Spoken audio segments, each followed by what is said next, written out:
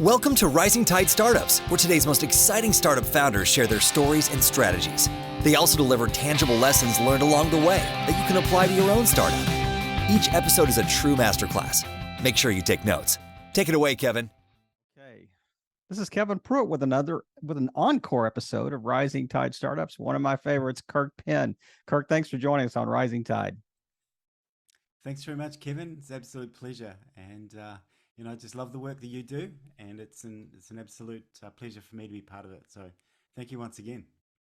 Well, mate, I appreciate jumping on from all the way down under, and he was one of my favorites. I had a period of time there that I was really focusing on Australian and New Zealand as well, but primarily Australian founders, and we touched base, and actually we ended up circling back and having a few follow-up chats after that as well, just trying to make some good connections as the whole ethos behind Rising Tide Startups is, how do we help all boats rise in a rising tide? But Kirk, it's been 2 years, 2 years and a month, I think, since you were on Rising Tide. So a lot has happened in that period of time. But for the new listeners that didn't get a chance to hear the first episode, I encourage them to go back and listen to that. But I think it was around August 1st, 2020. But Kirk, just share a little bit about yourself for our audience.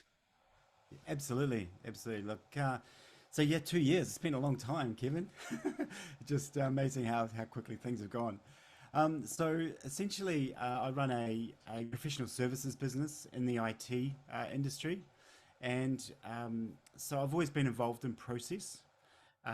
Always just had a really keen interest on actually formalizing things, understanding how we can do things better, looking for opportunities to optimize, and so on that journey, probably 20 years ago now, I came across a way or a global method of being able to run your IT better.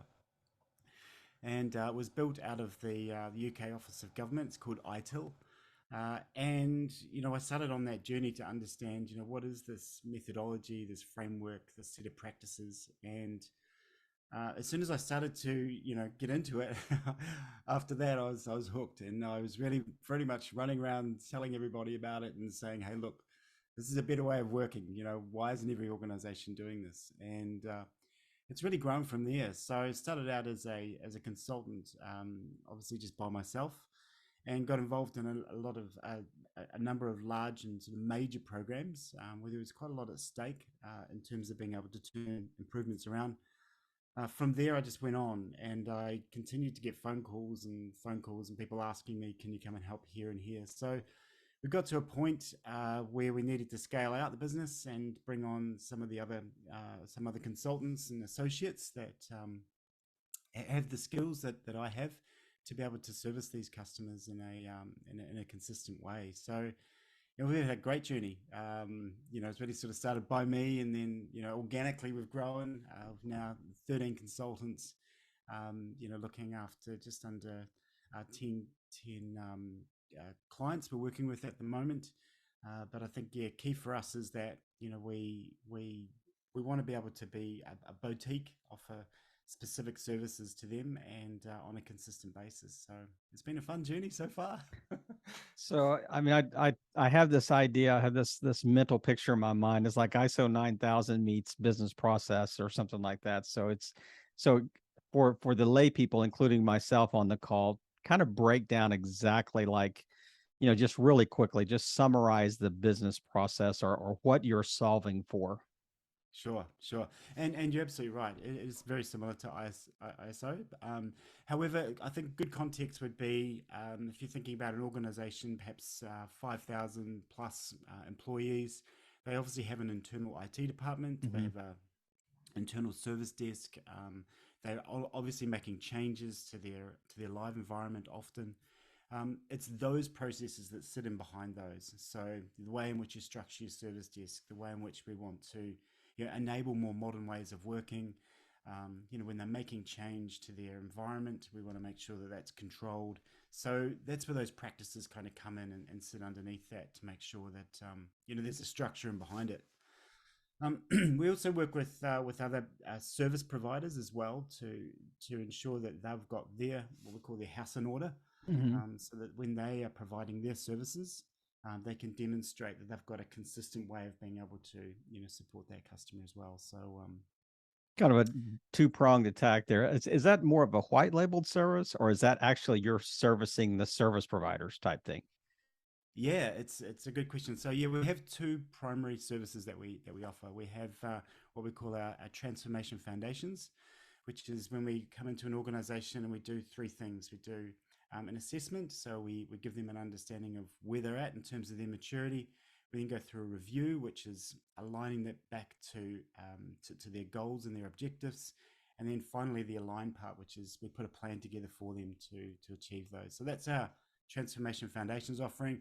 And then our second offering is called our service in, and that is primarily designed for organizations that have large programs or service providers or a whole series of service providers, and they are looking to have a consistent and a pragmatic way of being able to deliver programs and bring them into their business as usual operations as well. So that's our two kind of fundamental services that we offer. And then on top of that, we offer, back to your point, our premium consulting services, which is really some bespoke kind of whitelisting arrangements where customers have specific needs, and we meet that. Right. Those are the ones that are harder to price. They, They are harder to price. They're also fun as well. We often take a lot of good learning. We have customers that are, challenging, really challenging the way in which things should be operating. And it's a real pleasure to be involved in some of those. And they are cutting edge and really, world-class programs. So. well, it's this show is really all about like founders, their founders' journey, lessons learned, how you can pass those on, kind of, pay it forward to kind of the next gen of founders that those that are still sitting in the cubicles that are still thinking about something, or they're very like entrepreneurial in companies and before they become entrepreneurial on their own. So I'm really curious to let's go back to kind of August 2020. I mean, we were still fairly early in the whole COVID space, and you mentioned just a minute ago. I think you said you had 13 consultants. You're working with like 10 clients. I mean, obviously your clients are sizable. I mean, you're not working with a mom and pop, brick and mortar shop here. So, how did you see COVID impact that, and how did you kind of weather that as kind of the leader of the organization? Yeah, sure. And it was, it happened to everybody. So I wasn't unique on this journey. But it closed in on everybody. We were working with, I remember one customer in particular, global utilities company. And fortunately, I was working quite closely with them, and they were closing parts of their global operations and regions at a time until it came to, our region, sort of the back end of February, early March. So yeah, look, I think the first bit was really about, no one could really tell us what the outcome was going to be. Yeah. And I think that was probably the first part was just, here's the time to step up. Mm. Here's the time to just kind of hold for a minute and, be brave through that period where you just don't have the answers. So communication with our team was fundamental. Everybody Both was going through. internal and external. I mean, Exactly. you're still leading your team, but you're also, kind of relating to your client base too. So yeah, just the difficulty.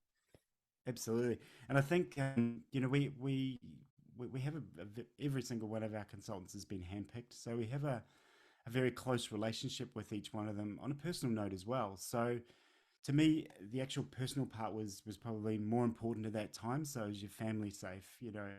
Have you got yourself into a position where, you can continue to work, but your primary focus needs to be on ensuring that your Yeah. safety and your family. So that was first, and then obviously second, it was about working with our customers to say, well, what is this new working rhythm going to look like? And there was just this whole explosion about working from home and organizations that had aspirations of working remotely had to make it happen really quickly. So in some ways, we were actually part of that. We were seen as an enabler to some of those Mhm. organizations to Yep. really get some of that stuff done. Um, so that was pretty much what we did. We stayed close with each other. We communicated, but fundamentally it was a very sort of personal thing as well for everybody involved. Well, there's no doubt. I mean, Australia experienced, kind of as severe a lockdown as maybe anywhere in the world. I mean, it was just Yeah, it was really dramatic. Not can't leave the country. I mean, even traveling to New Zealand back and forth. I mean, it just virtually shut down overnight. yep, But so let's go back just a second and lay the groundwork a little bit more on the the consultant side. So each one of these have been handpicked. Are we talking about, are they consultants? Are they IT professionals? Are they business analysts? Are they all the above? I mean, who do you look for when you handpick, the ones that work in your organization? sure. So obviously they need to have some type of certification in IT service management, which is our domain of expertise. But essentially, are looking really, our consultants have a good mix of real life experience. So Mm-hmm. either been in those operations, sort of come through, have a good understanding of the typical challenges that we're facing, that our customers are facing, but also have the ability to be able to think a little bit differently.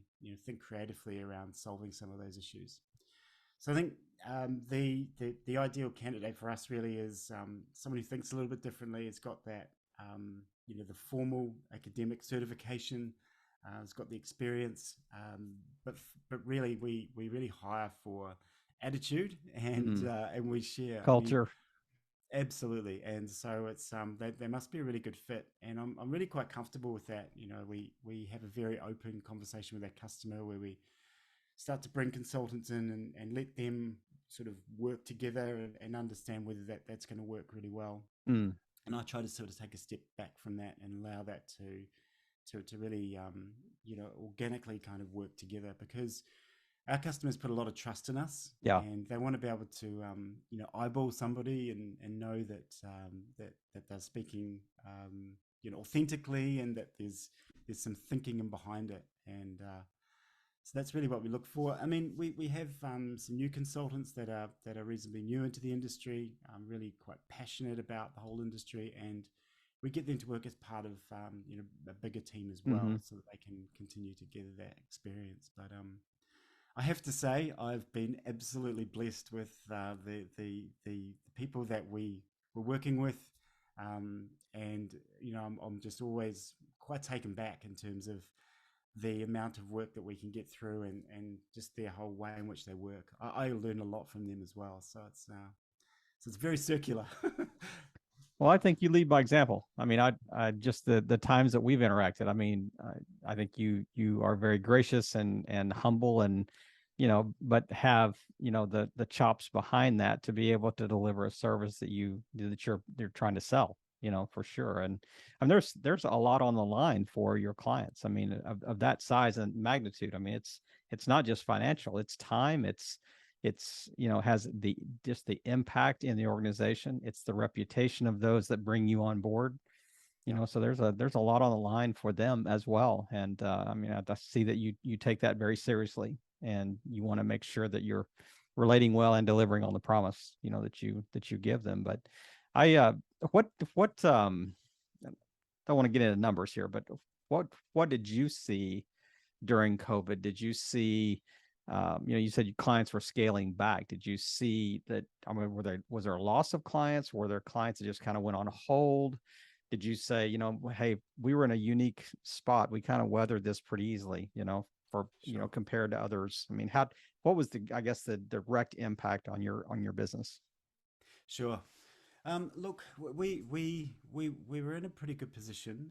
We weren't taking on anything new right at that time, Mm-hmm. so that actually worked pretty well. Our customers, fortunately, were very keen to keep moving forward, Yeah. and I think that there was something that was that was great for us. We were committed. We wanted to continue to keep working with them as well. We just needed to find a way and a new rhythm, and essentially, take them up on that trust offering, Right. to continue to deliver. And I certainly know that the team pivoted, but was also able to continue to deliver. So what Figure we out how to found use is that Zoom too. Yes, Had yeah, to figure out how to Teams use and Zoom in a Zoom, hurry. yep, the whole thing, yep. And I feel that also that there was a lot of talk for a long time about this whole kind of collaboration and remote working, and COVID hit, and it was just we just needed to hit the road. Yeah, I was going to So say, yeah, talk's over. It's time for yeah, yeah. We exactly. it's binary now. We either quit or we adapt. For sure, Exactly. quit or adapt. And so we didn't actually when it first hit. I mean, everyone was just kind of finding their level of where they were going to land. Um, but surprisingly, within a number of weeks, probably 6 to 8 weeks, we started to take off again. Like there Mm, was just a renewed need for formality, for process, for mm, yeah, consistent ways of being able to do things. And I think a lot of organizations learned that, well, if we don't have this stuff kind of documented and a consistent way of operating, when we've got a distributed team, it's even worse.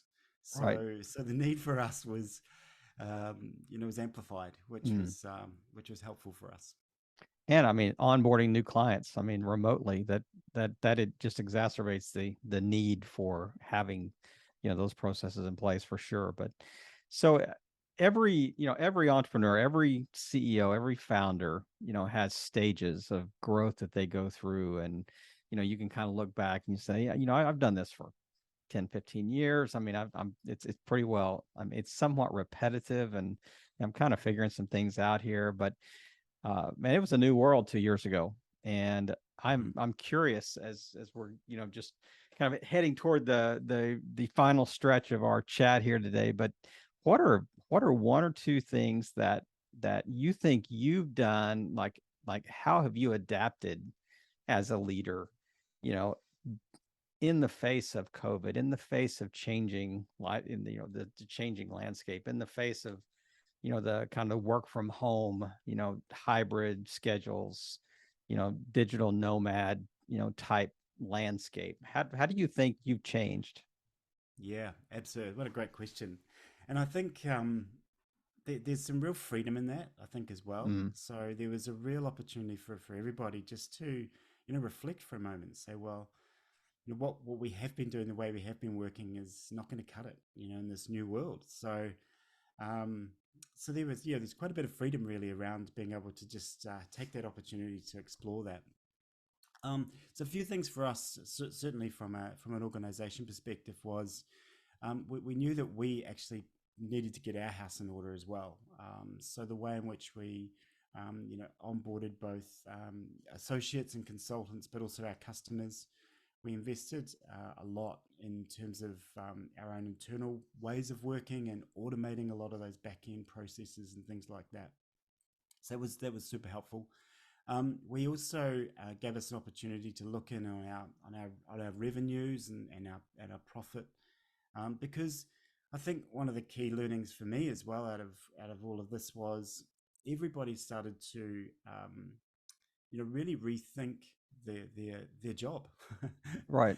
and including us and including all of our consultants as well. So one of the things that really dawned on me is that you've got a choice now, in terms of what you want to do, and if it's not aligned to your balance of life and your own internal objectives, then you can go do something else. Yeah.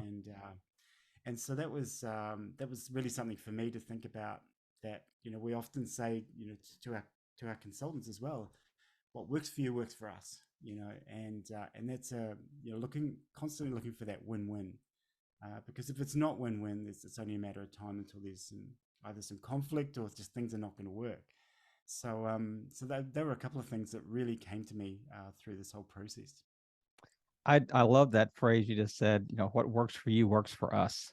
Now, obviously within boundaries, within the scope and breadth of what the their job or the company will allow. But you're exactly right. I mean, that is so akin to what you were talking about earlier about just culture and how you view consultants and how the relationship is so important. And that you've heard the term, and I mean, it's been all over LinkedIn about quiet quitting, where people are Right, just like right. they're just kind of heading down. They're just doing the bare minimum to get by, to keep from getting Yep. fired, or made Yep. redundant. And that's such a sad state to be in. And as a leader, as a CEO, as a founder, you would that would just be a burden on me. That would just Absolutely. really break my heart to see, the people that have put their trust in me to work, to catch the vision that I'm trying to cast to them, and come alongside the journey, and Yep. to just kind of exist instead of live, and Exactly. it really is kind of a sad state, to see so many people in. But also, like, you mentioned, crisis brings a time to reflect and adapt. I mean, that this is also a time to look at, you said internally, you looked at, how do we do things? Can we get better internally and externally? Can Yep. we, how do we onboard people? How do we train them? How do we relate to them better? So much. I mean, I probably did the recap of what you just said. I took longer than you did. You said it in such a concise manner, but so Oh, not at profound in a all. very Not at short all. period of time. So Absolutely. And I think, yeah, I mean, people have choices, we yeah, need to respect that. And, I think it's so important that, you're able to align to sort of where they're going. yeah, And people are so smart, like, majority of all the people, like our customers um, and our consultants and all of our ecosystem that we work with and our partners and so on as well. People don't just, they don't have to make decisions anymore. They've got that ability to make decisions that are right for them, and that needs to be respected and listened to and thought through. So yeah, it's a brave new place where we need to be. sound like a good book title, Brave New World. That is Yes, exactly where yeah, we are. absolutely. That is where we are. So I want to circle back a little bit on, you said you talked about like your clients. I mean, you have such in the greater scheme of things, such a small handful of clients that you work with at any given time. So, you always hear it, diversify, make sure that you don't have all your eggs in one basket, make sure you had, on and on and on. And I'm thinking that would almost keep me up at night if I was working with that number of Yep. clients. And I mean, are you onboarding them mainly through referrals, through word of mouth, or is this a really outbound, marketing effort that you're bringing these new clients in, or how? I mean, it's such a small number, and you Yep. probably have a good track record of keeping people in the fold, once they become clients. It's not like there's just this high end churn, that happens all the time. So, how did you get to your client base, and how do you maintain that? Yeah, and it's a great question. So we have a good mix actually of existing customers that are looking to renew or do new projects and Mm-hmm. things. So that's probably around about a third. We're getting another third around about sort of some of our marketing activities that we're Yeah. doing. So we offer a free diagnostic which you can undertake online. So we have customers that or potential customers that have a need, and that gives them an opportunity to come in and kick the tires with us and see whether there's some alignment. So that's around about a third, and then a third is often just through our network of either folks that we've dealt with before that have moved to new roles or introductions through our partners. Mm-hmm. So it's actually a really good mix, and I Mm-hmm. think to your point, I think it was one of the things that's really important to me is, we're actually at risk if we've really only got one channel that's working. Yeah. So again, through our thinking, that was something that we needed to expand and invest in and make sure that we got that balance. So at the moment, we're getting a good balance across those channels.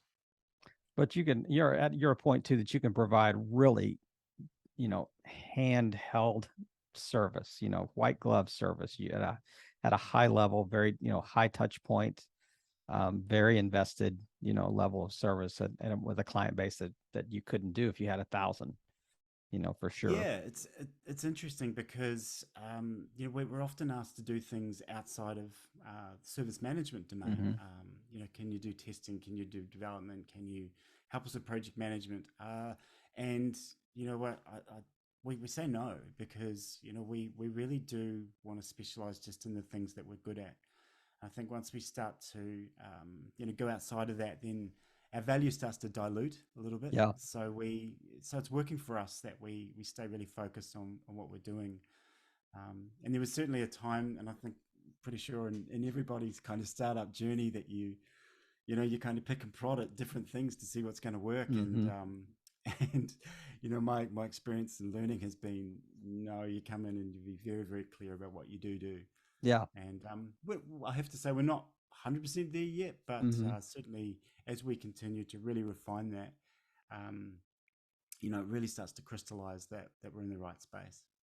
See, it's just a good reminder, you jump on Rising Tide Startups and we help you work through the business strategy. Exactly.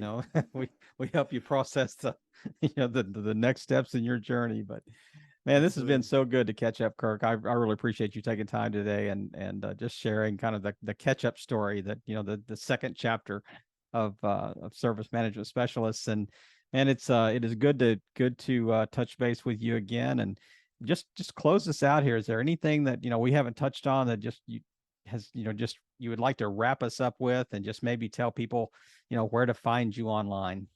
Yeah, sure. So you can certainly, and thank you, Kevin.